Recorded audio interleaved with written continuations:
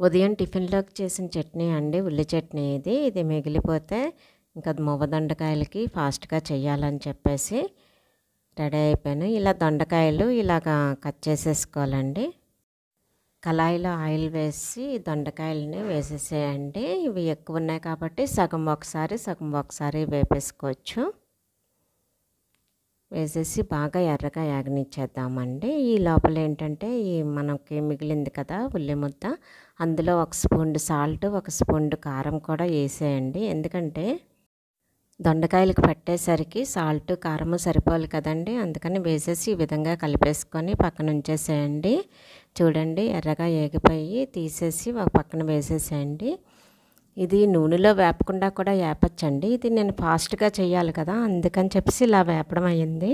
పర్వాలేదు టైం ఉంది అన్న వాళ్ళకి వేరేలా కూడా చేయొచ్చు. ఆ లింక్ నేను పంపిస్తాను ఇందులోని చూడండి. చూసి ఆ విధంగా కూడా చేసుకోవచ్చు. అప్పుడు ఆయిల్ మీకు ఎక్కువ ఖర్చు కూడా అవ్వదు.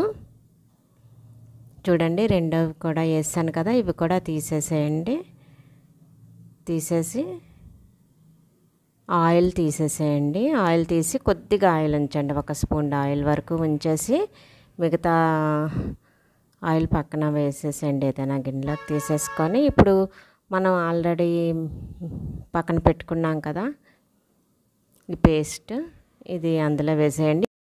అలాగే ఈ ఉల్లి చట్నీ ఎలా తయారు చేసుకుంటారో కూడా నా దాంట్లో ఉంటుందండి, నా ఛానల్లోనే. తప్పకుండా వాచ్ చేయండి. వాచ్ చేసి తయారు చేసుకోండి. చాలా బాగుంటుందండి టేస్ట్.